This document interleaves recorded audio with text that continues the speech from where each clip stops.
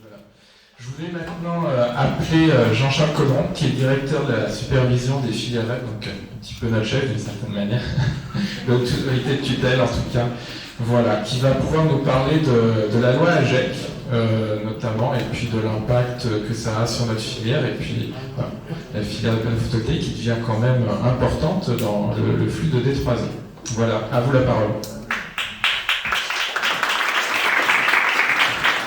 Bonsoir, merci beaucoup. Alors c'est vrai que c'est toujours agréable de venir dans des présentations comme ça où on voit que les filières vivent, qu'elles évoluent, qu'elles grandissent, qu'elles cherchent toujours à progresser. Et c'est un petit peu le cas. Alors on m'a demandé de faire un résumé très rapide de la loi AGEC et de ses impacts. Souvent le raccourci qui est fait sur la présentation de la loi AGEC, c'est de dire il va y avoir plein de nouvelles filières. Alors on va vous parler de la filière du bâtiment, auquel vous êtes intimement liés quand même avec les panneaux photovoltaïques. Mais on oublie souvent en fait que la loi AGEC, elle a profondément restructuré les filières REP. Et le débat des tables rondes aujourd'hui, il a été assez intéressant dans ce sens-là, c'est qu'on passe d'une logique de la REP qui est en gros une logique de bon gestionnaire de déchets. Il fallait collecter, il fallait recycler avec des objectifs de tonnage, des objectifs de taux de recyclage. La loi AGEC, elle a introduit la notion que la responsabilité maintenant, elle couvre tout le cycle de vie du produit. Avec des aspects autour de la prévention, avec des aspects autour de l'éco-conception, avec des aspects autour de l'allongement de la durée d'usage, de la réparation des biens, et tout ce qui vous a été présenté là, en disant il faut réfléchir sur de la conception, il faut réfléchir sur de la localisation, il faut réfléchir sur de l'intégration de recyclés, sur de la performance, sur de l'impact environnemental. Tout ça, ça a été introduit dans la loi AGEC en disant qu'il fallait désormais, dans la gestion responsable en tant que producteur, en tant que metteur sur le marché d'un produit, de ces aspects-là. Et c'est vrai que c'est très important parce qu'elle a introduit aussi, au-delà de la traçabilité nécessaire pour mesurer la performance des éco-organismes, elle introduit la possibilité pour les filières d'utiliser des outils économiques assez puissants. On a parlé de la modulation des éco-contributions. Alors pendant des années, la modulation des éco-contributions, elle touchait juste à la performance de fin de vie. Est-ce qu'un produit est plus ou moins recyclable? Est-ce que je peux démonter plus ou moins tel sous-ensemble? Ce qui a été très peu perçu, sur lequel ça a été très peu communiqué, c'est quand même que la loi AGEC, elle a introduit la notion de prime et pénalité sur l'ensemble des filières, qui fait qu'effectivement, on peut récompenser la conception d'un produit ou on peut pénaliser la bonne conception d'un produit, et c'est générique à toutes les filières, et ça peut aller jusqu'à 20% du prix de vente hors taxe. Voilà.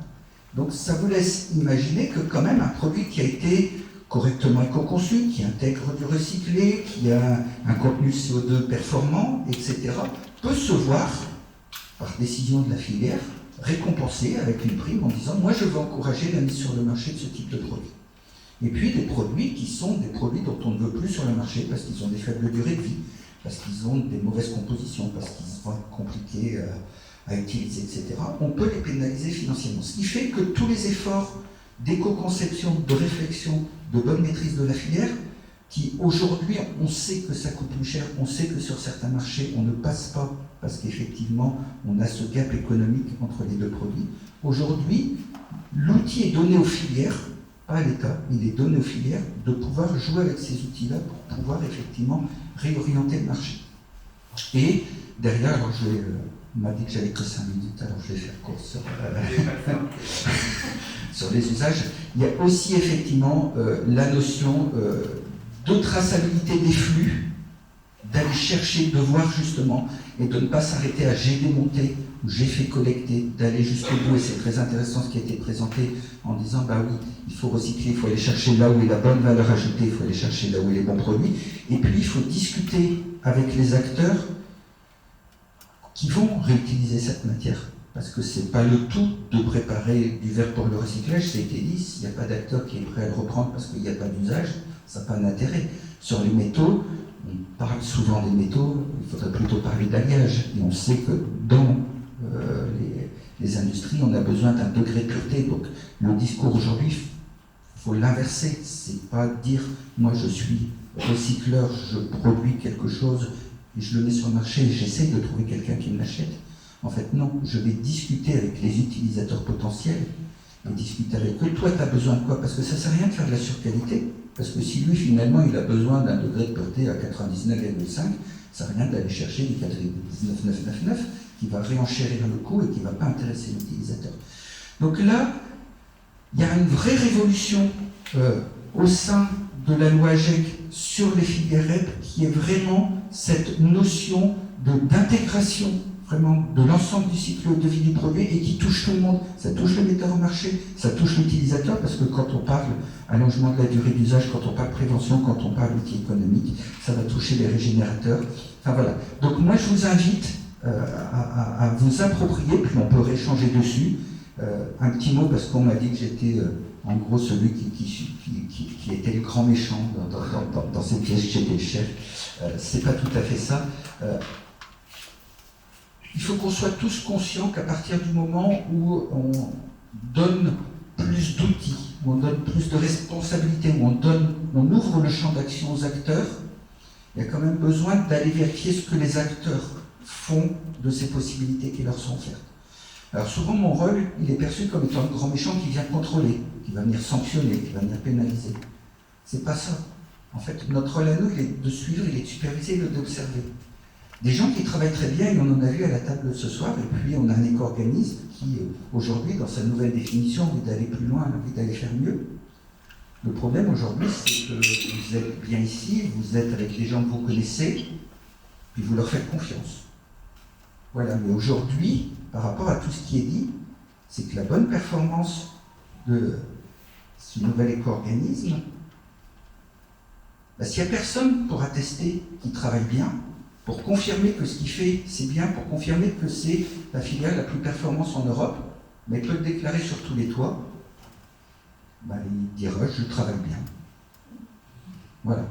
Et nous, notre rôle, c'est surtout ça, c'est de dire, voilà, il déclare qu'il travaille bien, moi j'ai vérifié qu'il travaille bien, et j'atteste qu'il travaille bien. On est un peu la tierce partie certificatrice. Après, on va avoir effectivement le rôle de celui qui ne travaille pas bien, d'aller dire, lui, il ne travaille pas bien, mais pas forcément pour le sanctionner, ça peut dire, il faut que tu t'améliores.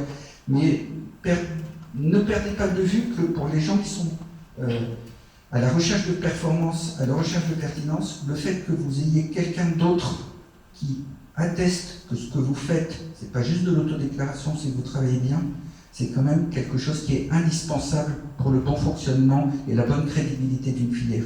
Et aujourd'hui, c'est comme ça que nous, on conçoit notre rôle de supervision des filières, c'est bien de le dire, on est là pour recueillir les informations, les vérifier, pouvoir dire aux autres parties prenantes et à l'ensemble des parties prenantes, vous travaillez bien. Et j'ai entendu l'ouverture qui a été faite, oui, aujourd'hui, sur beaucoup de choses, les Français, la filière française ont dit passer, nous on est bon, faisons-le savoir à l'étranger, parce que justement, on va pouvoir communiquer en disant qu'on est bon, et qu'en plus on est bon parce qu'on a été vérifié, donc on va pouvoir aller proposer la solution, que ça soit au niveau européen, puisqu'on est sur une réglementation européenne, mais soyons honnêtes, du photovoltaïque, je pense qu'on n'en installe pas qu'en Europe. Donc il y a aussi beaucoup de choses et beaucoup d'opportunités. En tout cas, merci beaucoup d'avoir m'avoir invité à partager avec vous ce beau moment de deuxième phase, on va dire, de votre vie. Merci beaucoup.